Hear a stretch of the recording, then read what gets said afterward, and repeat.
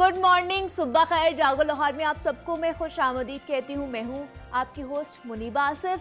जनाब, मैं बिल्कुल ठीक ठाक हूँ और उम्मीद है कि आप सब लोग भी जहाँ कहीं होंगे ठीक ठाक होंगे और आपका वीकेंड भी बहुत अच्छा गुजरा होगा। मैंने तो खूब इंजॉय किया, खूब अच्छा जो अपना वीकेंड है वो गुजारा है और आपने भी खूब इंजॉय भी किया होगा। और दूसरी बात कि मौसम से भी जो हमारा वीकेंड था बहुत अच्छा गुजर गया है। और छुट्टी के बाद आपको पता है कि काम पर आना खासा मुश्किल हो जाता है, लेकिन फिर भी हमें कोशिश करनी चाहिए कि अपने हफ्ता जो है उसका आगाज़ हमेशा पॉजिटिव एनर्जी के साथ करें। और क्योंकि ज़िंदगी में कामयाब वही लोग होते हैं जो मेहनत और जुस्तजू के साथ आगे बढ़ते हैं, अपने हर दिन का आगाज़ एक मकसद के साथ किया करते हैं, डेली और वीकली बेसिस पर वो अपने गोल सेट करते हैं और अपने हफ्ते के इख्तिताम पर एनालाइज करते हैं कि जनाब कितने फ़ीसद हम लोग जो अपने मकासद हैं वो फुलफ़िल कर पाए हैं। अपनी डेली रूटीन को ऑर्गेनाइज करने के लिए एक टू डू लिस्ट बनाना एक अच्छी आदत है। यानी आपने जो काम करना है एक दिन में या एक हफ्ते में उसको मुकम्मल करना है, उनकी एक लिस्ट बनाएं और जो काम मुकम्मल होते जाते हैं उनको टिक करते जाएं और फिर देखें कि आपकी जो लाइफ है वो कैसे ऑर्गेनाइज हो जाती है। क्योंकि बहुत से लोग जो है वो ये शिकवा करते हुए नज़र आते हैं कि हमें टाइम नहीं मिलता, हमारा ये काम पेंडिंग रह गया है, हम अब वीकेंड पे ये काम करेंगे। लेकिन जब आप टू डू लिस्ट बना लेते हैं फिर आपको पता होता है कि आपने इतना वक्त जो है इस चीज़ को देना है और आगे जो हमने काम करना है या हमारे पेंडिंग काम है हमने उस पर जाना है। अब आगे बढ़ते हैं और अब कुछ बात कर लेते हैं मोहलिक कोरोना वायरस के हवाले से, जिसकी चौथी लहर शिद्दत इख्तियार करती जा रही है और मुल्क भर में केसेस और अमवात की शरह में मुसलसल इजाफा भी देखने को मिल रहा है। महकमा सेहत के मुताबिक लाहौर में हालिया लहर के दौरान सामने आने वाले केसेस में 70% जो केसेस हैं वो डेल्टा वायरस के हैं, जो कोरोना वायरस की इंतहाई ख़तरनाक किस्म समझी जा रही है। जैसे जैसे वक्त गुजरता जा रहा है कोरोना वायरस के एक के बाद दूसरी किस्म सामने आती जा रही है और भारतीय डेल्टा वेरिएंट का खतरा भी टला नहीं था कि कैलिफोर्निया किस्म भी सामने आ चुकी है और पंजाब में कोरोना वायरस की नई किस्म के केसेस रिपोर्ट हो रहे हैं। वायरस की नई इकसाम कितनी खतरनाक है और किस उम्र के अफराद के लिए ज़्यादा नुकसानदेह साबित हो सकती है, इस पर बात करेंगे। और इसके साथ साथ एक नई तिब्बी तहकीक भी सामने आई है, उस हवाले से भी आपको बताती चलूँ कि उम्र, जिन्स और पेशे के लिहाज से कोविड अलामात मुख्तलिफ हो सकती हैं। इस हवाले से मजीद क्या क्या तफसीलात है इस पर बात करेंगे। हमारे साथ मौजूद हैं डॉक्टर इरफान मलिक हैं, पल्मोनोलॉजिस्ट हैं। डॉक्टर इरफान, आपको खुश आमदीद कहती हूँ जागो लाहौर में। कैसे हैं आप? डॉक्टर इरफान, कोरोना केसेस में एकदम हम देख रहे हैं कि इजाफा आ गया है, दूसरी तरफ हम देख रहे हैं कि लोग जो है उनका रुझान भी बढ़ गया है कि वो वैक्सीनेशन भी करवा रहे हैं, तो क्या फिर भी क्यों बढ़ते जा रहे हैं केसेस, क्या लगता है आपको? बिस्मिल्लाहिर्रहमानिर्रहीम। देखिए, केसेस बढ़ने की एक तो मेन वजह है कि डेल्टा वायरस अब फुल ब्लोन एग्जिस्ट करता है। ठीक है। डेल्टा वायरस थोड़ा सा वैक्सीन से उसमें कुछ ऐसी चीज़ें हैं जो वैक्सीन से वो अपने आप को प्रोटेक्ट रखता है और वो अलामत भी शो कर सकता है। इस वजह से ये केसेस कुछ बढ़ रहे हैं। इसकी इन्फेक्टिविटी भी ज़्यादा है। उसका स्प्रेड जो नॉर्मल वायरस पहले 2 से 2.5 एक शख्स से 2 से 2.5 लोगों को होता था, इस वायरस का स्प्रेड 5 से 8 लोगों को होता है। मतलब ये वायरस ज़्यादा ताकतवर हो गया। ये वायरस ज़्यादा ताकतवर है। प्लस ये कि अभी भी वैक्सीनेशन पॉइंट ऑफ व्यू से हम उस टारगेट को अचीव नहीं कर पाए कि हम ये कह सकें कि हम वैक्सीनेट भी कर चुके हैं और फिर भी लोगों में लामत है। वैक्सीनेशन के लिहाज से अगर आप देखें डेल्टा वायरस के साथ, कल का अगर मैं आपसे डाटा शेयर करूं यूके का, तो कुछ 24,000 प्लस वहाँ पे केसेस हुए और डेथ सिर्फ 69। ये delta variant, almost delta variant. तो 24,000 प्लस एंड डेथ 69। हमारे पास 5,000 केस हैं और ऑलमोस्ट सिमिलर डेथ। सो ये इम्पैक्ट है वैक्सीनेशन का कि जहाँ वैक्सीनेशन है वहाँ पे केसेस की तादाद में ज़रूर इजाफा है, लेकिन वहाँ पे अमवात की शरह सिग्निफिकेंटली। ठीक है, तो आप हमें थोड़ा सा डिफ्रेंशिएट करके बता दीजिए जो पहले वाले वेरिएंट थे और इस वेरिएंट में कितना जो फ़र्क है और ये कितना ख़तरनाक है और कितनी जल्दी हम इससे मुतासर हो सकते हैं। देखिए, ये जो म्यूटेशंस चल रही है ना वायरस की, ये अनयूजुअल नहीं है। जब आप कोई भी पैंडेमिक इससे पहले देखें, जैसे स्पेनिश फ्लू, स्वाइन फ्लू थी, ये म्यूटेट करता है। म्यूटेट करके ये एक टाइम पे ऐसा लेवल इसका आ जाएगा कि ये ह्यूमन फ्रेंडली हो जाएगा। ये एक्सपेक्टेशन थी। लेकिन ये जो डेल्टा वेरिएंट की म्यूटेशन है ये आउट ऑफ प्रपोर्शन हुई, इस तरह के ये ऐसा वेरिएंट देखा गया जिसमें फैलने की सलाहियत बहुत ज़्यादा है, जिसकी वजह से ये बहुत तेज़ी से लोगों में फैला। और इसमें जो इन्फेक्टिविटी है, जो मोर्टेलिटी है, जो थोड़ा सा सीरियस कंडीशन है, वो ज़्यादा इसमें अलामत है। इसके बहुत से वेरिएंट हैं। इसको डिवाइड कर दिया गया variant of interest, variant of concern, variant of high sequence. ये स्टेप बाय स्टेप है। वेरिएंट ऑफ इंटरेस्ट इस तरह होता है कि जब हम देखते हैं कि फ़लाँ इलाके में कुछ डिफरेंट बिहेवियर वायरस का कर रहा है तो उसको उठा लिया जाता है और फिर उसकी जीन सीक्वेंसिंग की जाती है, तो देखा जाता है कि अगर ये वायरस अपने जेन्युइन वायरस से ज़्यादा इन्फेक्टिव है तो उसको वेरिएंट ऑफ कंसर्न में ले जाया जाता है। ठीक है। इस तरह ये जो डेल्टा है ये भी ऐसा है, और एप्सिलॉन भी जो है, जो साउथ का कैलिफोर्निया का वेरिएंट है, वो भी वेरिएंट ऑफ कंसर्न अब बना है। बाय द वे अब WHO उसको वेरिएंट ऑफ कंसर्न से निकाल रही है क्योंकि उसका स्प्रेड USA और उन इलाकों में जहाँ पे पहले था कम होना शुरू हो गया। हमारे यहाँ क्योंकि अभी आया है तो अगले आने वाले वीक्स में हमें पता लगेगा कि ये डेल्टा वेरिएंट की तरह बिहेव करेगा या ये थोड़ा सा रिलेटिवली इनोसेंट रहेगा। उसके बाद वेरिएंट ऑफ हाई सीक्वेंस आते हैं। ये वो वेरिएंट है जो हमारी ना ट्रीटमेंट को रिस्पॉन्स करते हैं ना वो हमारी वैक्सीन को करते हैं, और अभी तक इस वायरस का कोई ऐसा वेरिएंट नहीं आया। सो वेरिएंट तो हैं, वेरिएंट बहुत ज़्यादा हैं, डेल्टा है, अल्फा है, कापा है, लैम्डा भी है। लैम्डा वेरिएंट भी शायद आपने इसको सुना हो, लेकिन इसमें सिर्फ डेल्टा वेरिएंट ऐसा है जिसकी इन्फेक्टिविटी ज़्यादा है, जिसका स्प्रेड ज़्यादा हो। अच्छा, ये ज्यादा खतरनाक है। और जो ये कैलिफोर्निया वाला है ये भी खतरनाक है। 20% इसकी ट्रांसमिशन है, लेकिन उतना नहीं जितना डेल्टा वेरिएंट। अच्छा, मतलब ये जितने भी वायरसेस हैं ये अपनी आबो हवा और जो अपना माशरत है उसके हिसाब से अपनी शक्ल चेंज करते हैं। बिल्कुल ऐसे ये देखिए, इसमें म्यूटेशन के चांसेस 1000 टाइम होते हैं, और ये नॉर्मल ऐसा ही वायरस यही बिहेव करता है। आप इसकी एग्जांपल लें फ्लू के साथ। अक्सर लोगों को जब हम फ्लू की वैक्सीनेशन करवाते हैं वो कहते हैं डॉक्टर साहब वैक्सीनेशन का फायदा तो कोई नहीं, फ्लू हमें फिर भी हो जाता है। क्योंकि फ्लू में भी ये सीक्वेंसिंग की हैबिट है, लेकिन वो जब मल्टीपल टाइम ये काम करता है तो एक दफा ऐसा सीक्वेंस बन जाता है जो ह्यूमन फ्रेंडली होगा, उसमें डेथ के चांसेस कम होते हैं, उसमें इन्फेक्टिविटी के चांसेस कम होते हैं, और यही हमारी होप है कि शायद ये 1-2 साल बाद इसका बिहेवियर ऐसा हो। और अब कितनी एहतियात करने की ज़रूरत है, क्योंकि एक तो डेल्टा वेरिएंट भी है यहाँ पे, अब ये जो कैलिफोर्निया वाला भी आ गया, ये भी आ गया, और ये मिलकर ज़्यादा खतरनाक हो जाएंगे क्या? नहीं, मिलेंगे तो नहीं, इसका सीक्वेंस इससे आगे अपग्रेड होगा, क्या ये बनाता है वो तो वक्त ही बताएगा। देखिए एहतियात तो हमारी जो पहले दिन से हम कह रहे हैं उसमें कोई मेजर चेंज नहीं आया।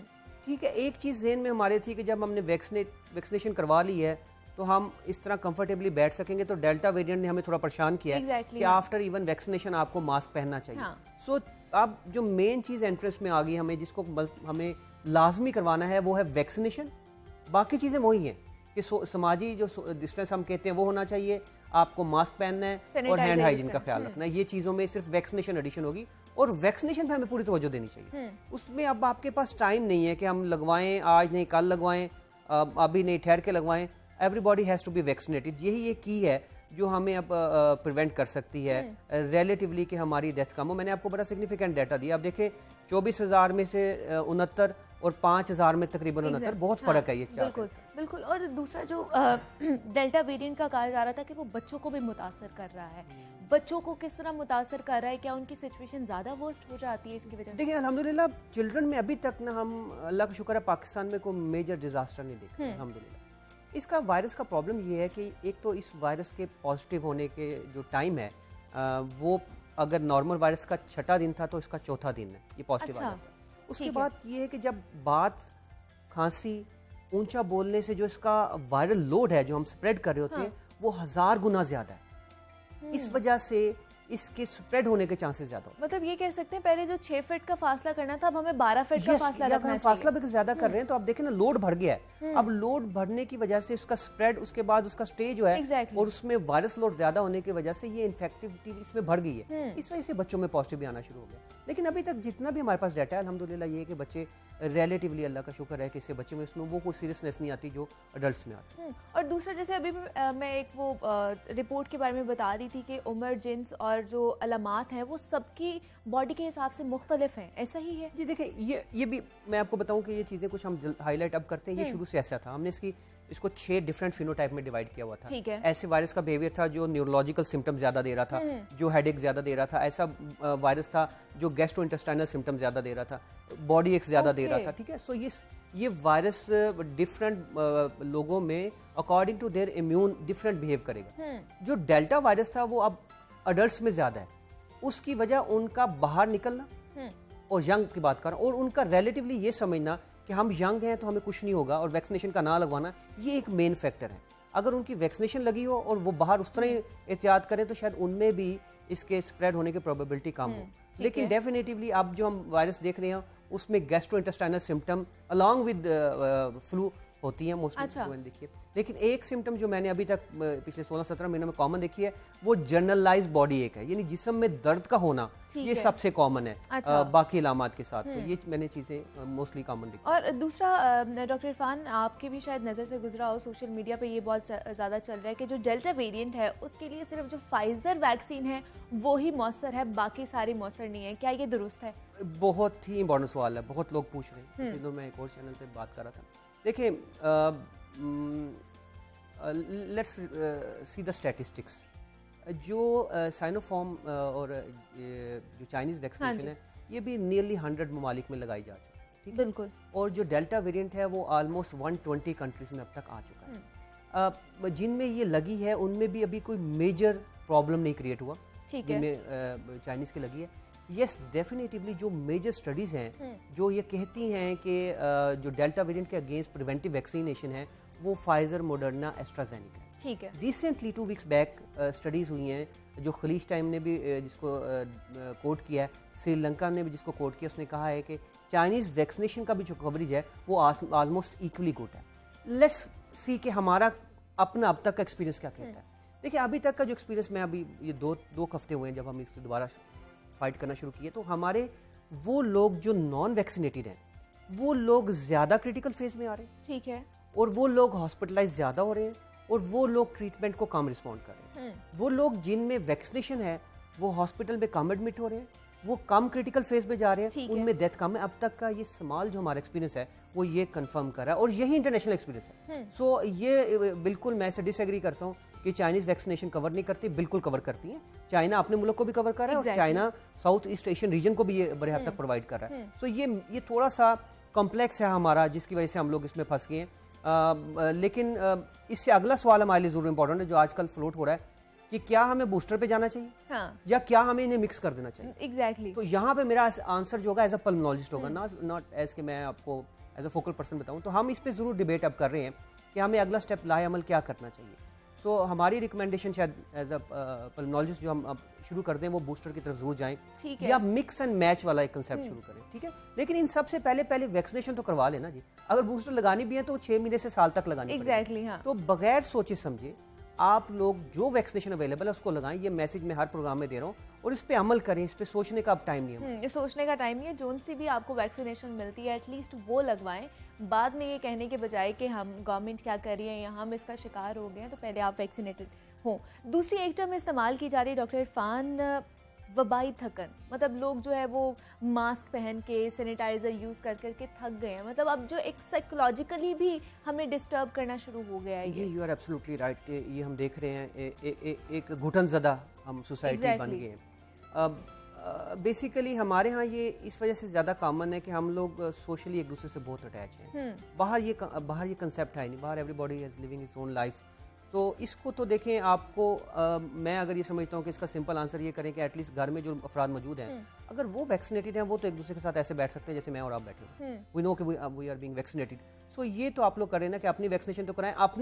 अपने करीबी लोगों के साथ तो आप बैठ सकते हैं जिनके साथ यू आर मेक श्योर कि वो वैक्सीनेटेड है और वो फुली वैक्सीनेटेड है। ये भी कंसेप्ट देख लें कि अगर आपकी 1 डोज लगी है तो इसका मतलब ये नहीं है कि आपकी वैक्सीनेशन जो है वो फुली इफेक्टिव होगी। सेकंड डोज के जिनकी 2 डोज हैं उसके 4 वीक्स के बाद हम वो लेवल अचीव करते हैं जब हम समझते हैं कि हम रिलेटिव इम्यून हो गए। सो यही हो सकता है। प्लस अपने आप को इन्वॉल्व करें। वी आर लकी कि हम मेजॉरिटी हमारी मुसलमान है, तो हमारा नमाज कुरान की तरफ भी रुझान है, तो वो भी हमें मेंटली थोड़ा बहुत रिलैक्स करता है। और वो वैसे हमारा एक प्रिवेंटिव रोल भी प्ले करता है कि जो हम वजू करते हैं उससे हम वो चीज़ें क्लीन कर लेते हैं जहाँ पे वायरस रिजाइड करता है। तो इसको तो हमें अपने विल पावर से इस फाइट को चलना। ये फाइट लंबी चल रही है। देखिए हमारी एक्सपेक्टेशन मतलब कितने साल तक आपको लगता है कि अभी ये तक वायरस हम इसके 2 साथ से लड़ेंगे? 5 साल तक ये वायरस फ्रेंडली हो जाएगा। अच्छा। हमारी एक्सपेक्टेशन जो है ना वो उसके अगेंस्ट ही यूजुअली काम होता है। हम लोग यही समझ रहे थे कि जब ये वैक्सीनेशन आएंगी तो थोड़ा सा बर्डन कम हो जाएगा। लेकिन ये डेल्टा वेरिएंट ने थोड़ा सा चीज़ों को डिस्टर्ब किया। लेकिन कतन ये इतना डिस्टर्बेंस नहीं होनी चाहिए कि हम लोग बिल्कुल परेशान हो जाएं कि शायद चीज़ें आउट ऑफ कंट्रोल हैं। जो कंक्लूजन है अब तक का वो ये है कि vaccination is the key, vaccination is must. आपको वैक्सीनेशन करवानी है। लेकिन वैक्सीनेशन नहीं करवाई जा रही। और पंजाब में भी अगर बात की जाए तो यहाँ पर भी उतने टारगेटेड लोग नहीं आ रहे जितने हम चाह रहे थे। अब अगर सिंध की बात की जाए तो वहाँ पर उन्होंने ज़रा खौफ दिलाया है कि बिल्कुल। आपके सिम्स बंद हो जाएंगे, तो आपने वहाँ देखा कितनी लाइनें लग गई। देखिए बस ये अनफॉर्चुनेटली है, और लोगों में फिर भी मैं समझता हूँ अवेयरनेस आ गई है, लोग अब आ रहे हैं। और पहले शुरू में जो हमने पहले अब 3 महीने वेस्ट किए ना, इस 605 में कि शायद हमें करवानी चाहिए, नहीं करवानी चाहिए, 2 साल की उम्र है, इससे बल्ब जल रहे हैं वगैरह, Exactly, हाँ। उसने हमारा बड़ा इंपॉर्टेंट टाइम वेस्ट किया।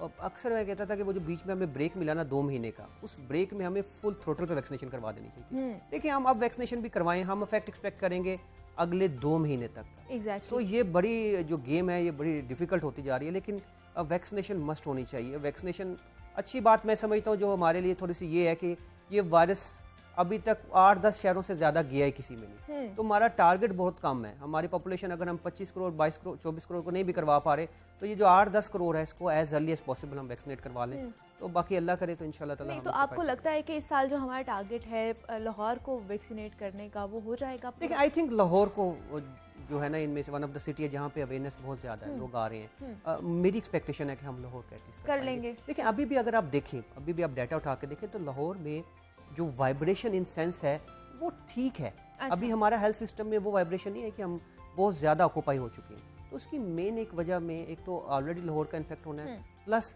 लोगों का वैक्सीनेशन करवाना है। सो वैक्सीनेशन मैं लाहौर की हद तक तो समझ रहा हूँ कि हम उसको अचीव कर लेंगे। और यहाँ पर बहुत से जो है दूर दराज से लोग भी आए हुए होते हैं, जब वही वैक्सीनेशन नहीं कराएंगे, वापस जाएंगे, तो यहाँ से वेरिएंट वहाँ लेकर जाएंगे। देखिए वो आपकी बात ठीक है, हम ये पहले याद है बड़ी ईद पे लास्ट टाइम भी ये बात डिबेट कर रहे थे, लेकिन कुछ ना कुछ ऐसा फैक्टर है कि ये अभी तक अपने आप को इसने अर्बन एरिया में रखा, रूरल एरिया में अभी तक ये डिजीज़ नहीं जा रही। उसकी मल्टीपल वजूहत हो सकती है, उनकी रहाइश भी हो सकती है, उनका रहन सहन, उनकी डाइट भी हो सकती है। लेकिन ऐसे लोग अगर आप 70% पॉपुलेशन वैक्सीनेट कर देंगे, 10-15 लोग नहीं भी होते, तो वो हर्ड इम्यूनिटी जो कंसेप्ट है हमारा कि स्प्रेड को किसी हद तक ब्रेक लग जाएगी, तो वो हम अचीव कर लेंगे। वो अचीव कर सकेंगे। और बहुत से लोग, जैसे डॉक्टर इरफान आप भी बात कर रहे थे कि इतना खतरनाक हो गया है कि जिन्होंने वैक्सीनेशन करवाई भी है अपनी पूरी डोजेस, उनको भी ये कोरोना जो हो गया है डेल्टा वायरस, तो क्या उनकी क्या वजूहात है? ये भी लोग सवाल पूछते हैं। ये इसमें कोई ऐसी बात नहीं। जब अक्सर एग्जांपल मैं फ्लू की देता हूँ ना, हम फ्लू शॉट लगवाते हैं, काफ़ी अरसे से लगवा रहे हैं, उनको जब फ्लू होता था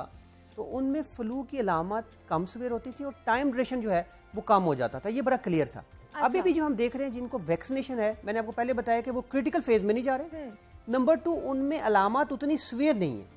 सो ये डिमार्केशन अभी भी है, अर्ली कमेंट है, लेकिन हम ये देख रहे हैं बाहर के ममालिक में ऐसा ही है। सो ये समझना कि आपकी वैक्सीनेशन है, आपको कोविड नहीं होगा, ये गलत है। अगर हुआ तो वो माइल्ड होगा, माइल्ड या मॉडरेट, सीवियर क्रिटिकल में जाने के चांसेस कम है, यही वैक्सीनेशन का फायदा होता है। तो उसके बाद जब वो एक मरीज जो है वो कोरोना का शिकार हो गया है और वो ठीक हो गया है, तो उसके बाद उसको कितनी देर बाद अपनी जो है वैक्सीनेशन दोबारा करानी चाहिए या नहीं भी करानी चाहिए? देखिए अगर तो फुली वैक्सीनेशन था तो रीवैक्सीनेशन का तो कंसेप्ट खत्म हो गया। लेट्स सपोज उसने 1 डोज लगाई है, इन बिटवीन उसको कोविड हो गया है, तो जब उसका पीसीआर नेगेटिव हो जाता है, उसके 2 हफ्ते बाद उसको वैक्सीनेशन करवा लेनी चाहिए। ठीक है। अगर पहली वैक्सीनेशन और दूसरी वैक्सीनेशन के दरमियान का जो डिस्टेंस है वो 3 महीने कम है, तो वो उसकी दूसरी डोज कंसीडर की जाएगी। ठीक है। अगर ये डिस्टेंस 3 महीने से ज्यादा हो गया है तो वो फिर पहली डोज कंसीडर की जाएगी। अच्छा, मतलब पहले वाला जो असर है वो नहीं होगा? वो नहीं होगा। तो उसको 3 महीने, अगर डिस्टेंस 3 महीने से बढ़ गया है तो वो फिर उसकी पहली डोज है और उसको फिर रिपीट किया जाएगा। ओके, मतलब 3 महीने के अंदर अंदर हमें दूसरी अपनी डोज लगवानी है। ये डिपेंड करता है ना जी, आप वैक्सीनेशन कौन सी लगाने। कुछ वैक्सीनेशन ऐसी भी हैं जिनकी सिंगल शॉट है, तो उनका तो ये कंसेप्ट नहीं है। वो वैक्सीनेशन जो कि 4 या 6 हफ्ते बाद है, उनमें ये कंसेप्ट है। जैसे एस्ट्राजेनेका है वो 84 डेज के बाद है, तो उसमें यूजुअली ये कंसेप्ट एग्जिस्ट ही नहीं करता, तो ये वेरिएबल है। तो जो ये वाले 4th वेव वाले जो केसेस आ रहे हैं डॉक्टर इरफान, उनके अंदर जो मतलब एक 15 दिन का था कि इतना पीरियड होगा उनका ठीक होने का, अभी भी इनका यही है या कम हो गया या ज्यादा हो गया? नहीं, देखिए ये वो आप उन पेशेंट की बात करें जो नॉट वैक्सीनेटेड, उनकी बात करें। देखिए जो नॉट वैक्सीनेटेड अभी तक हमने केसेस देखे हैं ना, वो क्रिटिकल बहुत ज्यादा है, वो तेजी से आगे की तरफ बढ़ रहे हैं, जो मेरा अभी तक एक्सपीरियंस है। और वो हमारी ट्रीटमेंट को उस तरह रिस्पॉन्ड नहीं करते, डिस्पाइट वेरी एग्रेसिव ट्रीटमेंट, हमें वो टाइम बहुत दे रहे हैं। पहले ऐसा बिहेवियर नहीं था। सो ये डिफरेंस बिल्कुल हमने देखा है। फिर मैं बार बार ये बात कहूँगा कि ये थोड़ा सा एक्सपीरियंस है अभी, क्योंकि हमने अभी पेशेंट आते देखे हैं, लेकिन ये चीज़ मेरे जहन में बड़ी क्लियर हो चुकी है कि जो नॉट वैक्सीनेटेड हैं वो क्रिटिकल हैं और वो रिस्पांस ना देने के बराबर दे रहे हैं जो हमारे ट्रीटमेंट का। जो वैक्सीनेटेड हैं वो क्रिटिकल में नहीं जा रहे और वो अच्छा रिस्पांस दे रहे हैं। अच्छा रिस्पांस दे रहे हैं, और ईद के बाद ये जो केसेस में इजाफा ये ज़्यादा बिल्कुल ऐसे। बिल्कुल ऐसे ही है और आपसे भी जनाब यही दरख्वास्त है कि ज़्यादा से ज़्यादा आप लोग वैक्सीनेट करवाएं ख़ुद को, और आपके इर्द गिर्द भी जितने लोग हैं जो कहते हैं कि हमें वैक्सीनेशन नहीं करवानी, उनको भी कन्विंस करें और इससे मुकाबला करें। डॉक्टर इरफान मलिक हमारे साथ मौजूद है। डॉक्टर इरफान, बहुत शुक्रिया आपका कि आपने हमें वक्त दिया और आप यहाँ पर आए हैं। मज़ीद भी जनाब आपसे बात करेंगे और भी बहुत अच्छे अच्छे टॉपिक्स हैं हमारे पास आपके लिए, लेकिन यहाँ वक्त एक छोटी सी ब्रेक का मिलते इस ब्रेक के बाद।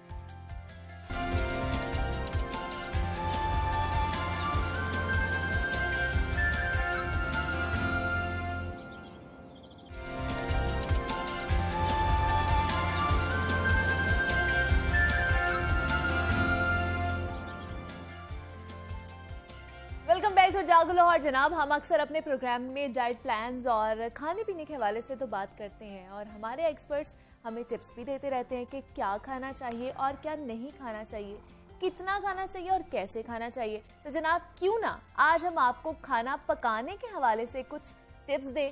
तो आज हम आपकी मुलाकात दुनिया के ऐसे नामवर शेफ से करवाने जा रहे हैं जिनको आपने कहीं ना कहीं ज़रूर देखा होगा और उनके बारे में सुना भी ज़रूर होगा। वो खाने पीने के हवाले से दुनिया में होने वाले मुकाबलों में भी हिस्सा लेते हैं और बीबीसी के मकबूल प्रोग्राम फूड फ्यूजन का भी हिस्सा रह चुके हैं। पाकिस्तानी नियात बरतानवी शेफ आजम अहमद आजकल पाकिस्तान में मौजूद हैं और उनको हमने अपने स्टूडियो में मदऊ कर रखा है। उनसे जानते हैं कि पाकिस्तानी खानों और दुनिया के खानों में क्या फ़र्क है और उनका जो पाकिस्तान का टूर है वो कैसा जा रहा है। तो हम वेलकम कहते हैं। Welcome Azam, how are you? I'm very well, thank you. How are you? मैं भी बिल्कुल ठीक ठाक हूँ। आजम, सबसे पहले तो मुझे बताइए कि कैसा रहा आपका पाकिस्तान का विजिट? Mashallah, alhamdulillah, ठीक रहा. Very nice. अच्छा। Especially in mango season. अच्छा, मैंगो सीजन, मैंगोस खाए फिर आपने यहाँ के? बड़े बहुत मजा आया. बहुत मजा आया थानू? दुनिया दा royalty of fruit. हाँ। So mangoes ਦੇ ਨਾਲ बहुत प्यारा. अच्छा, हाँ जी। तो इधर कब से आए हैं आप Pakistan? Since end of May. मई में आए थे? हाँ। कोरोना की वजह से या वैसे ही? वैसे फैमिली ने देखा. फैमिली की वजह से, ठीक है। तो क्या पाकिस्तान में ही पैदा हुए हैं? नहीं, I was born in Manchester in England. अच्छा, इंग्लैंड की पैदाइश है हाँ जी. आपकी, ठीक और है। 200 मील from London. ठीक And है, it's my hometown. ठीक है, ਉਹਦੇ ਨਾਲ ਬਹੁਤ ਪਿਆਰਾ ਜਿੱਦਾਂ ਲਾਹੌਰ ਪਾਕਿस्तान ਨਾਲ ਪਿਆਰਾ ਉਹਦਾ ਹੀ ਮੈਨਚੈਸਟਰ ਨਾਲ ठीक ਪਿਆਰਾ है। तो आपके जो पेरेंट्स हैं वो पाकिस्तान के हैं या वो भी लंदन के हैं? नहीं वो पाकिस्तान से वो पाकिस्तानी है, हाँ। ठीक है। तो आप उन्हीं से मिलने आए थे? नहीं पेरेंट्स में दोनों मेरे इन-लॉज ਨੂੰ ਮਿਲਣ ਆਇਆ ਸੀ हाँ। अच्छा, तो कैसा रहा यहाँ का विजिट और पाकिस्तान में आपको क्या लगा? यहाँ पर खाने कितने मजे के हैं? खाने बहुत मजे दे, स्पेशली ਜਿਹੜਾ ਲਾਹੌਰ ਦੇ ਵਿੱਚ ਪੈਸ਼ਨ ਆ for food. It's amazing. It's like the international game like football, cricket. ਕੋਈ ਕਾਸਟ ਅਮੀਰੀ ਗਰੀਬੀ ਨਹੀਂ ਹੁੰਦੀ ਖਾਣ ਪੀਣ ਦੇ ਵਿੱਚ। ਬਿਲਕੁਲ ਹਰ ਬੰਦੇ ਨੂੰ ਸ਼ੌਕ ਆ ਫੂਡ ਦਾ। ਸੋ ਉਹ ਜਿਹੜਾ enthusiasm ਆ, ਪਿਆਰ, ਉਹ ਹਰ ਬੰਦੇ ਨਾਲ ਜਿਹਦੇ ਨਾਲ ਮਰਜ਼ੀ ਗੱਲ ਕਰ ਲਓ, they love food. ਸੋ ਜਿਹੜਾ ਬੰਦਾ ਜਲੇਬੀਆਂ ਬਣਾ ਰਿਹਾ ਸਫਾਂ ਵਾਲੇ ਚੌਕ Exactly. ਉਹਨੂੰ ਪੁੱਛੋ ਜੀ ਕਬਾਬ ਕਿੱਥੋਂ ਖਾਵੋ, ਉਹਨੇ ਤੁਹਾਨੂੰ ਦੱਸਣਾ ਉੱਥੇ ਜਾਓ ਇੱਧਰ ਜਾਓ। ਉਹ ਜਿਹੜਾ ਪਿਆਰ ਮੁਹੱਬਤ ਖਾਣੇ ਪੀਣੇ ਦੀ ਉਹ ਇੱਥੇ ਜਿੰਦਾ ਲਾਹੌਰ ਦੇ ਵਿੱਚ ਆ, ਦੁਨੀਆ 'ਚ ਥੋੜੀ ਜਗ੍ਹਾ ਹੈ। अच्छा, दुनिया में इतनी नहीं है, लाहौर में ज्यादा। ਨਹੀਂ ਹਰ ਮੁਲਕ ਕਹਿੰਦਾ ਜੀ we're foodies and we love food and ਜਿਹੜਾ ਸਾਡੇ ਮੁਲਕ ਦਾ ਫੂਡ ਉਹ ਬੈਸਟ ਆ, ਉਹਦਾ ਹੈਗਾ। ਆਹ ਜਿਹੜਾ ਪੈਸ਼ਨ ਦੇਖਿਆ ਵਾ very few places बाहर आपने सुना था लाहौरी खाबों के हवाले से, खानों के हवाले से? हाँ, लाहौर मशहूर है खान पीन लिए। तो यहाँ पर जब आए तो क्या सबसे पहले क्या खाया आपने? यहाँ पे आके क्या टेस्ट किया? शामी कबाब। शामी कबाब कैसे लगे वो? Very nice. कुछ देखा आपने डिफरेंट कि वहाँ का जो है खाना और यहाँ का खाना कितना डिफरेंट? स्टाइल्स, तरीके बनाने दे, हर चीज, मेथड्स, तो ਉਹਦੇ ਨਾਲ ਫਰਕ ਪੈ ਜਾਂਦਾ। ਸਪੈਸ਼ਲੀ ਜਿਹਨੂੰ ਕਿਸ ਨੇ ਪਿਆਰ ਨਾਲ ਬਣਾਇਆ ਵਾ, ਉਹਦੇ ਵਿੱਚ ਤੁਹਾਨੂੰ ਜਿਹਨੂੰ ਤੁਸੀਂ ਖਾ ਰਿਹਾ ਤੁਹਾਨੂੰ ਉਹਦਾ टेस्ट much more enjoyable। तो आपको खाने का पहले ही शौक था या बनाने का शौक था पहले से शुरू से? ਛੋਟੇ ਹੁੰਦੇ ਤੋਂ ਸ਼ੌਕ ਸੀਗਾ। अच्छा, ਟੋਸਟੀਜ਼ ਬਣਾਉਣਾ, ਘਰ ਦੇ ਵਿੱਚ ਕੁਛ ਨਾ ਕੁਛ ਕਰਦੇ ਰਹਿਣਾ। ਫਿਰ when I turned 16 I did my O levels and I was looking for a career and then I decided with the help of my parents ठीक है, to go into hotel and catering। ਉਸ ਵੇਲੇ ਅਜੀਬ ਜਿਹਾ ਸਮਝਿਆ ਜਾ ਰਿਹਾ ਸੀ exactly. that ਇਹ ਸ਼ੈਫ ਬਣਨਗਾ ਜੀ, ਇਹਨਾਂ ਦਾ ਬੇਟਾ ये क्या काम ਨਾ ਹੀ है ਬਣ करने ਗਿਆ, वाला? एग्जैक्टली, because ਅਸੀਂ mostly doctors ਆ ਸਾਡੀ family। ठीक है।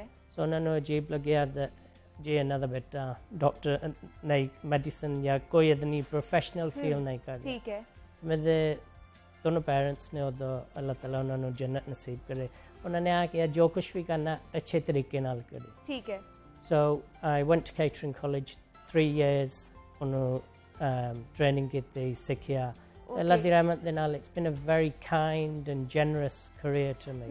I've won a number of accolades and awards. I've been all over the world cooking, doing shows in America, Hong Kong, China.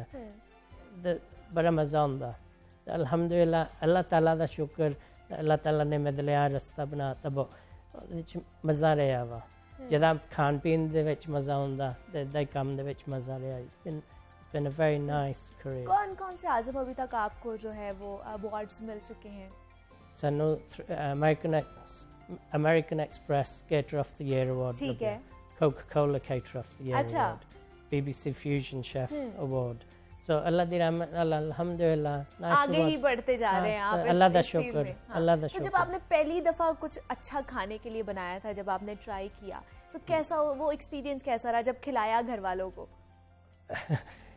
जो पहला ट्रेनिंग कर रहा सीगा कुछ ना कुछ खराब हो जाना बाबू जी ने कहना कोई नहीं चिड़िया दे अच्छी तरह रज के खा ठीक है तो फिर हौली हौली थोड़ी स्किल्स डेवलप होंदी है द फिश एंड चिप्स दा शौक सानू सानू ठीक है so we made fish and chips ताजी cod loin लाई दो दी बैटर बना के चिप्स बनाए तो दिन दावत की थी अच्छा so मेरे ताया जी आए थे पाकिस्तान तो इंग्लैंड द वीक बंदे दी दावत की थी और माशाल्लाह 60 बंदे आ गए अच्छा तो उन्होंने सारे बना के दिते आपने फिर खिलाया सारा आपने टेबल सेट किया हाँ सब कुछ it was a very nice experience हजे तक याद अभी ईद आपकी यहीं पे गुजरी पाकिस्तान में तो यहाँ पे कुछ बनाया फिर आपने नहीं कुछ बनाया नहीं होता एक्सपीरियंस अमेजिंग सीगा इत्थे मंडी गए सीगे खरीदन उत्थे जरा अमेजिंग मैं अपनी जिंदगी च इतना नहीं कुछ देखी अच्छा सो मेरे लिए पहली बारी experience and it was lovely very very nice और जैसे आपने कहा कि आप लोगों को फिश एंड चिप्स बहुत ज्यादा पसंद है हाँ जी तो फिश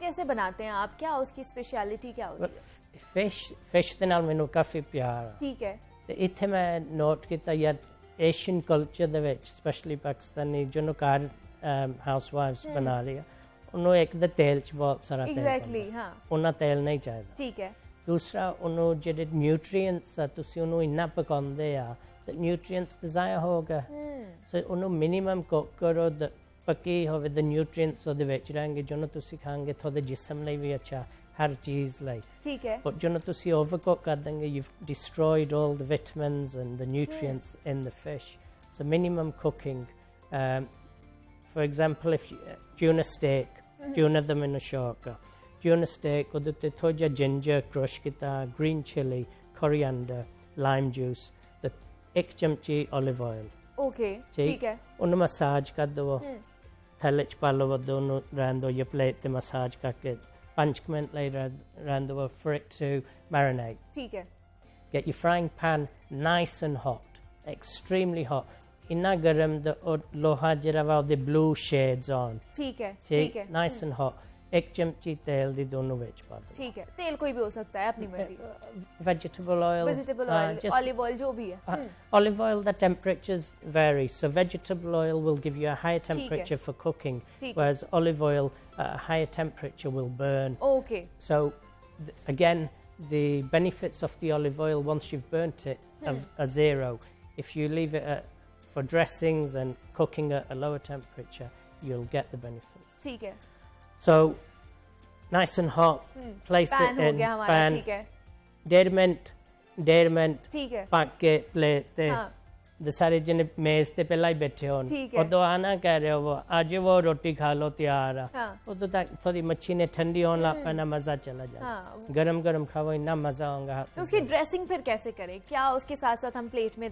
और ज्यादा चीजें रख सकते हैं आजकल हैगा मैंगो सीजन ठीक so pomegranate and mango so ठीक है। आम the अनार the Okay। salsa so एक हिस्सा आम nice Cubes cut करके, छोटे ठीक है। छोटे ब्रीक जा अनार कढ़िया होवे आधा अनार पाया ठीक है नींबू दा जूस ओके टमाटर ब्रीक ब्रीक कटिया स्क्वायर्स सारे दा साइज अनार दे दाने जिना होना चाहिए ठीक Very टमाटर ਪਿਆਜ਼ ਲਾਲ ਪਿਆਜ਼ ਉਹਨੂੰ ਕੱਟ ਕੇ ਅੱਧੇ ਨੂੰ ਵਿੱਚ ਪਾਇਆ ਹਰਾ ਪਿਆਜ਼ ਥੋੜ੍ਹਾ ਜਿਹਾ ਉਹਨੂੰ ਬਰੀਕ ਬਰੀਕ ठीक है 2 ਹਰੀਆਂ ਮਿਰਚਾਂ ਉਹਨਾਂ ਨੂੰ ਵਿੱਚ ਪਾਇਆ ਧਨੀਆ ਸਾਰੇ ਨੂੰ ਮਿਕਸ ਕਰਕੇ ਸਲਾਦ ਦੇ ਤੌਰ ਤੇ ਉਹਦੇ ਨਾਲ ਸਰਵ ਕਰੋ इतना मजेदार हाथ ये आप जिस तरह बता रहे हैं ना तो अब ये सुबह सुबह मेरे मुंह में पानी आ गया है कि वो सुनने में इतना मजे का लग रहा है तो आप जब घर पर उसको ट्राई करेंगे तो वो कितना मजे का डिलीशियस इतना ज्यादा मजेदार होगा घर वाले कहेंगे हाय हाय वाह क्या बात है। तो मुझे बताइए आज़म कि आपके खाने में क्या स्पेशलिटी है जो आप दूसरों से थोड़ा अलग है? So I trained in English and French. Okay. And I love Asian food. So I've combined the 2 flavors together, creating fusion food. And fusion food has been going well before my time. मेरे पैदा होने तो पहला दा fusion चल रहा ठीक तो मेरे बाद भी fusion चलता रहेगा. So fusion आजकल trendy word बनया हुआ but fusion दा जिहड़ा style आप शुरू तो कर दे आए हैं तो ਉਹਦੇ ਨਾਲ flavors if you mix them and you complement the taste it's just much more exciting. So instead of using red chili, ground chili, chili flakes, so you eat with your eyes. And that before you look at the plate and before you try it, you see the plate. If it looks exciting, you'll say, I'll have some. Exactly. तो जे वो plate ही नहीं ऐसा लग रही इधर उधर किसने डोलिया हुआ तो उसी का दिल नहीं करना खाने वो प्यार मोहब्बत नाल present किया बंदे ने कहना हाँ मैं चखना चाहता so ਉਹਨੂੰ try ਕਰਾਂਗੇ ਤੇ ਪਿਆਰ ਨਾਲ ਬਣਾਓ it's amazing. So ਸੋਚ ਕੇ ਜਿਹੜੀ ਚੀਜ਼ ਉਹਦੇ ਨਾਲ ਕੰਪਲੀਮੈਂਟ ਕਿਹੜੇ ਤਰੀਕੇ ਨਾਲ ਪਿਆਜ਼ ਨੂੰ ਕੱਟਣਾ ਲੰਬਾ ਕੱਟਣਾ ਸਕੁਆਇਰ ਕੱਟਣਾ ਇਹਨੂੰ ਕਿਹੜੇ ਤਰੀਕੇ ਨਾਲ ਐਂਡ ਦੇ ਵਿੱਚ ਕੀ ਇਹਦਾ ਰਿਜ਼ਲਟ ਬਣਨਾ ਠੀਕ ਹੈ. So thinking about it presenting it is important and especially Asian community ਦੇ ਵਿੱਚ diabetes ਬਹੁਤ ਹੈ. Exactly ਬਹੁਤ ਜ਼ਿਆਦਾ ਹੈ. diabetes ਦੀ ਵਜ੍ਹਾ ਤੋਂ eyesight ਤੇ ਵੀ ਇਫੈਕਟ ਹੁੰਦਾ stroke there's so many other things it's a silent killer. So apno chahiye that young age to ਬੱਚਿਆਂ ਦੀ age to ਉਹਨਾਂ ਨੂੰ educate ਕਰੋ ਖਾਣ ਦਾ ਕੀ ਤਰੀਕਾ ਵਾ ਠੀਕ ਹੈ etiquette ਉਹਦੇ nutrients ਉਹਦਾ style ਹਰ ਚੀਜ਼ ਨੂੰ involve ਕਰਕੇ तो ਉਹਨਾਂ ਦਾ ਵੀ passion young age ਤੋਂ ਆਵੇ ਆਪਾਂ ਮੈਨੂੰ burgers ਪਸੰਦ ਆ ਮੈਂ burgers ਦੇ ਖਿਲਾਫ ਨਹੀਂ ਆ ਨਾ ਜ਼ਿੰਗ ਦੇ ਜਾਂ ਕੁਛ ਵੀ in ratio हर दिन ही वो खाए जो वो नाश्ते ले भी दोपहर की रोटी ले भी वो गलत है. Exactly. So balanced diet अपने चाहिए. Plus you know आप कुछ तल रहा है. If we're using old oil again and again and again, it's not good for the health. So अपनी गड्डी या इन्ने लखा दी गड्डी लाई ਉਹਦਾ ਤੇਲ ਆਪਾਂ ਚੇਂਜ ਕਰੀਦਾ 10000 ਮਿਲਦਾ ਬਿਲਕੁਲ ਬਿਲਕੁਲ ਉਹ ਆਪਾਂ ਤੇਲ ਜਿਹੜਾ ਕਰ ਰਿਹਾ ਸਮੋਸਿਆਂ ਲਈ ਪੂਰੇ ਰਮਜ਼ਾਨ ਉਹ ਹੀ ਚੱਲਦਾ ਰਹਿੰਦਾ ਬਿਲकुल एग्जैक्टली ਉਹਦੇ ਸਮੋਸੇ ਪਕੌੜੇ ਹਰ ਚੀਜ਼ सब कुछ उसी में हम फ्राई कर रहे होते हैं ਆਪਾਂ ਕੋਕੋ ਕੋਲੇ ਦੀ ਬੋਤਲ ਜਾਂ ਜੂਸ ਦੀ ਬੋਤਲ ਉਹਦੇ ਲਈ ਆਪਾਂ 100 ਰੁਪਏ ਲਾ ਦੇਵਾਂਗੇ ਤੇਲ ਤਾਜ਼ਾ ਲੈਣ ਲਈ ਨਹੀਂ ਲਾਵਾਂਗੇ so it's important that we from a young age our children are educated in healthy eating. ये छोटी छोटी चीज़ें हैं जो आपको हेल्दी रहने में मदद देती हैं. दूसरा मुझे आज़म बताइए पाकिस्तानी फूड के हवाले से यहाँ पर दालें बहुत ज़्यादा खाई जाती हैं. दालें पसंद है आपको? हाँ दाल पसंद. कौन सी दाल पसंद है आपको? मैनू दाल जनरली पसंद है. कोई खास कोई भी हो जाए आप मजे के कर लेते हैं. मेरी एक कोई रिक्वेस्ट होंगी लसन वाला तुरका ना होवे. अच्छा हाँ मैनू प्याज वाला तुरका पसंद है. प्याज वाला तड़का आपको पसंद है? प्याज वाला तुरका धनिया ताज़ा पाया नाल प्याज कटे उदे ते नींबू नाल निचोड़िया that's nice. हाँ ये वाला पसंद है. तो दाल के साथ चावल बड़े ज़्यादा मजे के लगते हैं. नहीं वो नहीं खाते? दाल दे नाल तंदूर दी रोटी या मकेरी रोटी चावला दा इन्ना शौक नहीं है स्पेशली उबले चावल जे चावल बनाने बिरयानी या पुलाव दे विच थोड़ी बोटी भी होगी. अच्छा बोटी वाले चावल ज्यादा पसंद है. दूसरा यहाँ पर कढ़ाई बहुत ज्यादा खाई जाती है. खाई है आपने? हाँ चिकन कढ़ाई वेरी नाइस लैम दी भी कढ़ाई ठीक है अल्हम्दुलिल्लाह कढ़ाई द नाइस. खाई कैसी लगी आपको? मजे की लगी? मजे दी लगी. तो आपने खुद ट्राई की या जाके ट्राई करेंगे वैसा बनाना? मैं बनांदा रहा वा. अच्छा चिकन दी कढ़ाई टेलीविजन ते भी बनाई BBC फूड शो ते भी बनाई. सो कढ़ाई दा शौक आ ਉਹਦੇ ਵਿੱਚ ਮਜ਼ਾ ਆਉਂਦਾ. और इत्थे दी जड़ी बनी देसी घी दे नाल सब कुछ it's a different taste it's very nice. और दूसरा आज़म हम देखते हैं कि डिफरेंट टीवी शोज पर भी देखते हैं और अमूमन वैसे भी हम लाइफस्टाइल में अगर देखें तो जो मर्द शेफ होते हैं वो ही इतने अच्छे क्यों होते हैं, या उनकी जो रेसिपीज होती हैं, उनके खाने इतने मज़े की क्यों होते हैं, ख़वातीन इतना क्यों पीछे रह जाती हैं? या टीवी शोज़ में भी हम देखें तो ज़्यादा जो मर्द जो शेफ़ होते हैं वही आगे टॉप पर होते हैं। क्या लगता है आपको? मेरे ख्याल और शायद सेक्सिस्ट खवातीन ਜਿਹੜੀ most ਜਿਹੜੇ ਸ਼ੈਫਸ ਆ ਉਹਨਾਂ ਨੂੰ originally training ਆਪਣੀ ਮਾਂ ਤੋਂ ਆਈ Exactly, ਠੀਕ ਸੋ ਖਵਾਤੀਨ हाँ ਠੀਕ ਖਵਾਤੀਨ ਨੂੰ ਵੀ ਪ੍ਰਮੋਟ ਕਰਨਾ ਚਾਹੀਦਾ I'm in favor that women should work as ठीक well है, ठीक है। ਇਸਲਾਮਿਕ ਤਰੀਕੇ ਦੇ ਨਾਲ ਉਹਨਾਂ ਨੂੰ ਕੰਮ ਕਰਨਾ ਚਾਹੀਦਾ ਸੋ ਖਵਾਤੀਨ ਨੂੰ ਪਿੱਛੇ ਨਹੀਂ ਰਹਿਣਾ ਚਾਹੀਦਾ बिल्कुल ਠੀਕ ਸੋ ਜਿਹੜਾ ਵਾ individual taste of a chef ਉਹ ਫਿਰ ਤੁਹਾਡੀ ਡਿਵੈਲਪਮੈਂਟ ਨਾਲ ਸਕਿੱਲ ਨਾਲ ਤੁਸੀਂ ਕਿੱਥੋਂ ਸਿੱਖਿਆ ਕੀ ਦਾ ਕਿੱਦਾਂ ਤਾਂ ਖਵਾਤੀਨ ਜਿਹੜਾ ਦਿਲ ਨਾਲ ਪਕਾਵੇ she is very very good ਉਹ ਬੰਦੇ ਨਾਲੋਂ ਵੀ ਅੱਛਾ ਪਕਾਉਂਦੀ बिल्कुल ਸੋ ਮੁੜ ਕੇ ਗੱਲ ਉੱਥੇ ਆਉਂਦੀ ਤੁਸੀਂ ਦਿਲ ਨਾਲ ਕਿਹੜਾ ਕੰਮ ਕਰ ਰਹੇ हाँ ये ਕੋਈ ज़्यादा ज़रूरी ਕੋਈ है। ਵੀ ਕੰਮ ਹੋਵੇ ਜੇ ਤੁਸੀਂ ਦਿਲ ਨਾਲ ਨਹੀਂ ਕਰ ਰਹੇ ਹੋ ਉੱਥੋਂ ਦੇ ਕੰਮ ਦੇ ਵਿੱਚ ਇਟ'll show हाँ वो फिर ज़्यादा आपका अच्छा होता है जब आप दिल से कोई भी काम करते हैं। हाँ। दूसरा मुझे आज़म बताइए अभी तक कितने जो मुकाबले हैं उनमें आप पार्टिसिपेट कर चुके हैं? ਮੇਰੀ ਏਜ ਹੁਣ ਕਾਫੀ ਹੋ ਰਹੀ ਸੋ ਅੱਛਾ। ਹੁਣ ਮੈਂ ਜੱਜਿੰਗ ਦੇ ਵਿੱਚ ਮੋਸਟਲੀ ਕਰਦਾ ਠੀਕ so ਹੈ। I judge on different Okay, and I हाँ। teach young students अच्छा ट्रेनिंग भी देते हैं लोगों को? usually ਜਿਨ੍ਹਾਂ ਨੇ ਗ੍ਰੈਜੂਏਸ਼ਨ ਦਾ ਫਿਨਿਸ਼ ਕਰਦੇ ਮੈਂ ਉਹਨਾਂ ਦੇ ਕਾਲਜ ਦੇ ਵਿੱਚ ਜਾਂ ਯੂਨੀਵਰਸਿਟੀ ਚ ਜਾ ਕੇ ਉਹਨਾਂ ਨੂੰ ਫਾਈਨਲ ਲੈਸਨ ਦਿੰਦੇ ਹੁੰਦੇ ਜਸਟ अच्छा। As a gift so enjoy ਕਰਦਾ इंजॉय करते हैं और हमने भी बहुत इंजॉय किया है आज़म आपके साथ ये सारी डिस्कशन को, और बहुत शुक्रिया कि आप यहाँ पर तशरीफ आपका भी लेकर आए हैं जज़ाकल्लाह और आपने अपनी जर्नी के बारे में हमारे साथ ये कुछ चीज़ें शेयर की हैं, और बेस्ट ऑफ लक आपकी आगे वाली शुक्रिया। जर्नी के लिए। आज़म अहमद हमारे साथ मौजूद थे, ब्रिटिश शेफ़ हैं, और उनके बारे में हम कुछ चीज़ें जानी हैं कि उनको पाकिस्तानी फ़ूड कितना अच्छा लगता है और बाहर का फ़ूड कौन कौन सा वो पका लेते हैं। जनाब हमने और भी आपसे बात करने की वक्त तो एक छोटी सी ब्रेक का मिलते इस ब्रेक के बाद।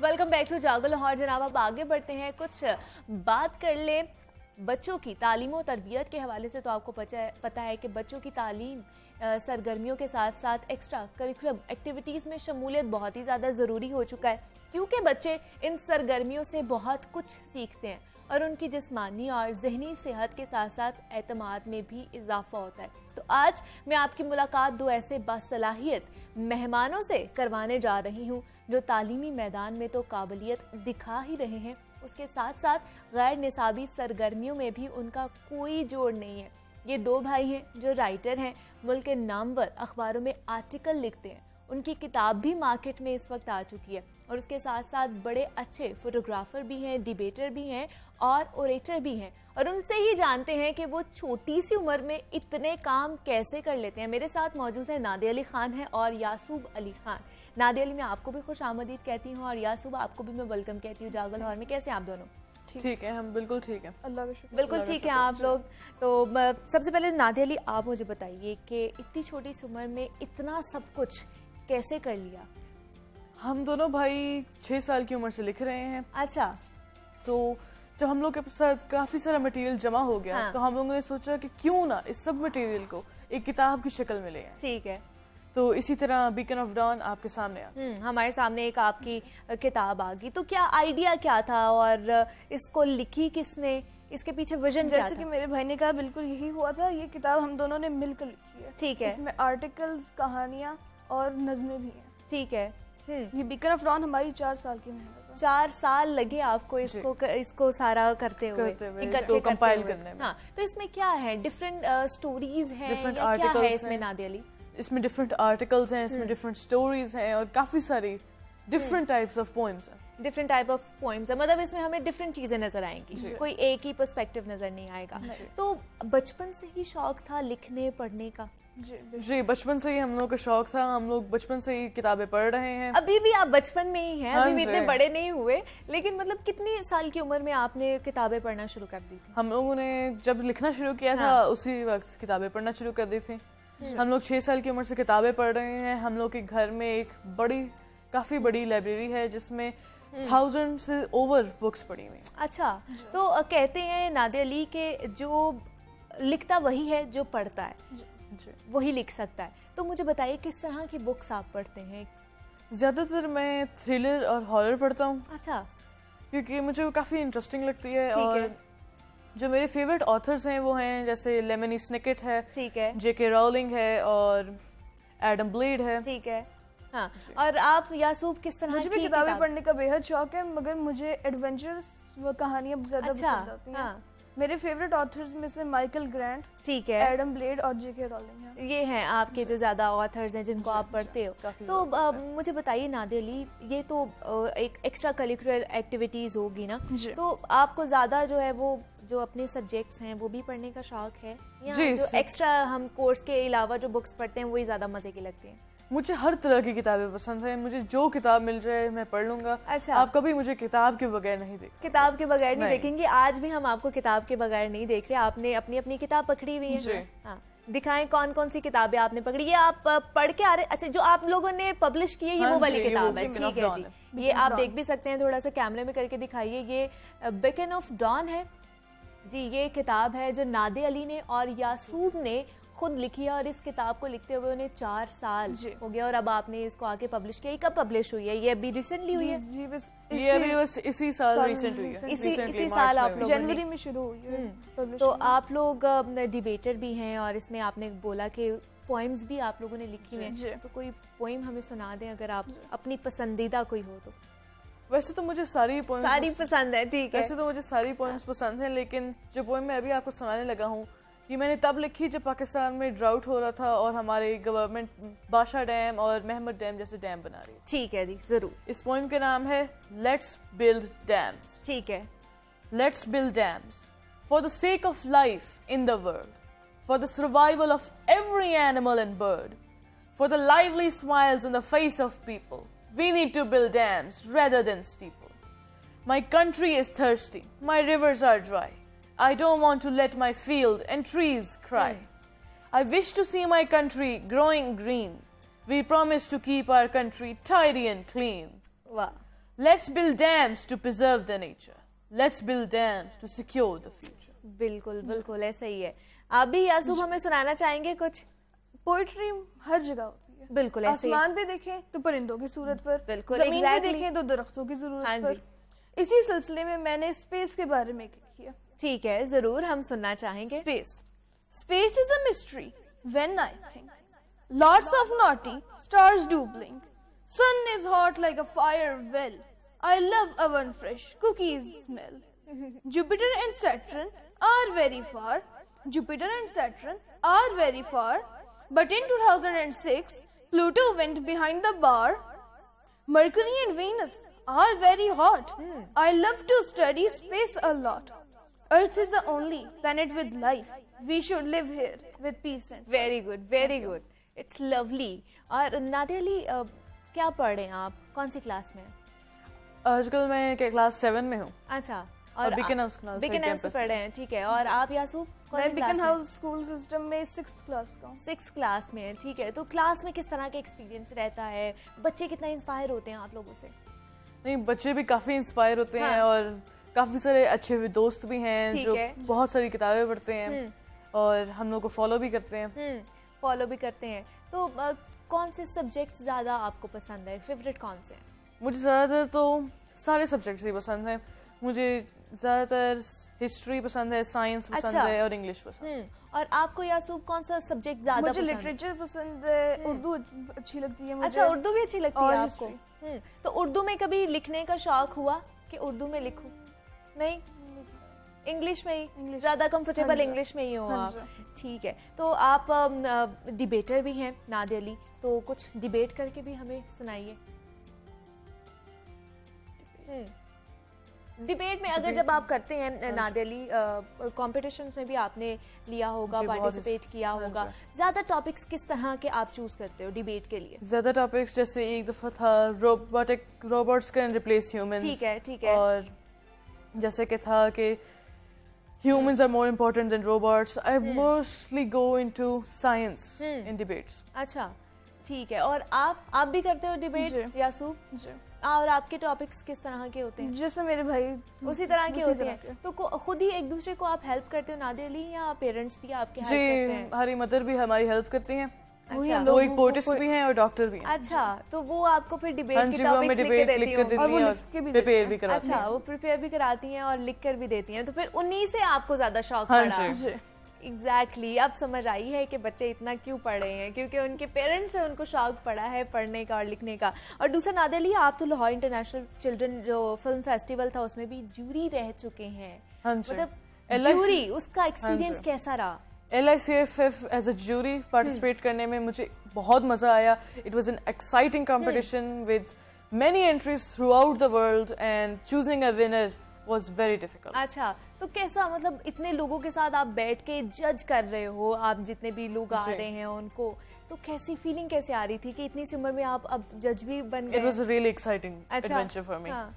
तो आपको कैसा लगा यासूफ जब नादिया अली वहाँ पे बैठे हुए वहाँ थे? पर वैसे मैं भी ज्यूरी रहा हूँ उधर। अच्छा, आप भी रहे हैं? अच्छा, तो आपका कैसा एक्सपीरियंस रहा? मेरा भी बहुत अच्छा एक्सपीरियंस था। ये पूरी दुनिया से फिल्म्स आई हुई थी ओके। और उनको हम लोगों ने देखना था और फिर उनको हम Judge लोगों ने करना जज था। करना था। तो क्या उसमें कौन विनर हुआ? क्या लगा आपको? किस तरह का विजन आपको लगा वहाँ पर? उसमें हर कंट्री का डिफरेंट कल्चर था, डिफरेंट वैरायटी, डिफरेंट आइडिया था, तो it was very hard to choose. ज्यादा अच्छा था, Yeah. बहुत अच्छा था। बहुत- तो it was आपको अपने कल्चर के बारे में ज्यादा क्या पसंद है? अगर Yes, बात we की had जाए। Pakistan exceptionally participated in it and they came in third place.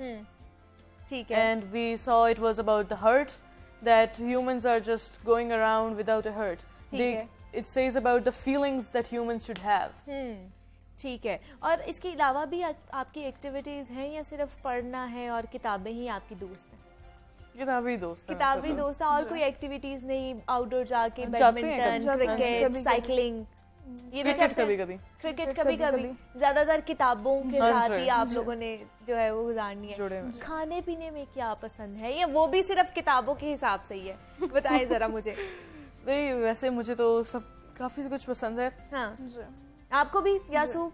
जी। मुझे तो जैसे मैनेज कैसे कर लेते हैं नादिया अली? मतलब आपने लिखना भी है, आपने पढ़ना भी है, आपने अपनी पसंदीदा किताबें भी पढ़नी है, आपने कोर्स वर्क भी करना है, किस तरह मैनेज हो जाता है? हाँ जी, मैं पैरेलल टाइम के काम करता हूँ। अच्छा, जैसे एक वक्त में वो कर रहा हूँ, उसके बाद टाइम को सेव करके आप काम करेंगे तो सब कुछ हो जाएगा। ओके, इस दौरान में हम लोगों ने लेजी वगैरह बिल्कुल भी नहीं होना होगा। ठीक कभी है। भी नहीं होना चाहिए लेजी। तो अगर कभी कोई लेजी हो जाता है तो फिर उसको क्या करना फिर पड़ता है? उसको सारे काम कंप्लीट नहीं कर पाता। फिर वो कंप्लीट नहीं कर पाता, फिर पोस्टपोन हो जाता है। फिर जब पोस्टपोन हो जाता है तो आप अच्छा लिख नहीं पाते, एग्जैक्टली, फिर आपको रीस्टार्ट करना पड़ता है। रीस्टार्ट करना पड़ता है। तो फिर से आगे लिखना पड़ता है। आने वाले में दिनों में क्या कुछ आप करने वाले हैं? दोनों किसी प्रोजेक्ट पे काम कर रहे हैं आप? हाँ जी, हम लोग हम काफी लोग- सारे नए आर्टिकल्स लिख रहे हैं, जॉन और नोनिहाल जैसी मैगजीन्स में हम लोग पब्लिश भी करवा रहे हैं। ठीक है। तो उनमें किस तरह के टॉपिक्स पे आप लोग लिखते हो आर्टिकल्स? उसमें जैसे मैंने लास्ट टाइम सिबलिंग्स पे लिखा था, अच्छा, और उससे पहले मैंने लिखा था कि वर्ल्ड के ऊपर रोबोटिक्स कैन बी यूज्ड। यासू, आप भी लिखते हो मैं आर्टिकल? नज़में ज्यादा लिखता हूँ। पोएम्स लिखते हो जी। बच्चों के लिए? जी। और बड़े होके नादिया अली क्या बनना चाह रहे हैं आप? जैसे कि आपको पता है मेरी क्वेश्चन। जैसे कि आपको पता है मेरी मदर डॉक्टर हैं। मुझे लगता है जीन्स में ऐसा तो कुछ होता ही होगा कि मैं भी डॉक्टर बनना आप भी चाहती हूँ। डॉक्टर ही बनने हाँ नहीं, जी, आपका लेकिन एक मैं- खुद भी तो शौक होता है ना कि हम ये बनना चाहते हैं। लेकिन मैं डॉक्टर में आगे जाकर मैं न्यूरोसर्जन बनना चाहती हूँ। न्यूरोसर्जन बनना चाहते हैं, दैट्स गुड। और और आप मैं डिफरेंट फील्ड में जाना चाहता हूँ। मैं कार्डियक सर्जन बनना चाहता हूँ। कार्डियक सर्जन बनना चाहते हैं, मतलब बस यही है, डॉक्टरी ही डॉक्टर। करनी है। ठीक है जी, डॉक्टरी ही करनी है। और जनाब, बड़े ही टैलेंटेड बच्चों से आज हमने आपकी मुलाकात करवाई है। और फिर से मैं वही बात कहूँगी, जनाब, पाकिस्तान में टैलेंट की कमी नहीं है और वो टैलेंट हमारे सामने बैठा हुआ है।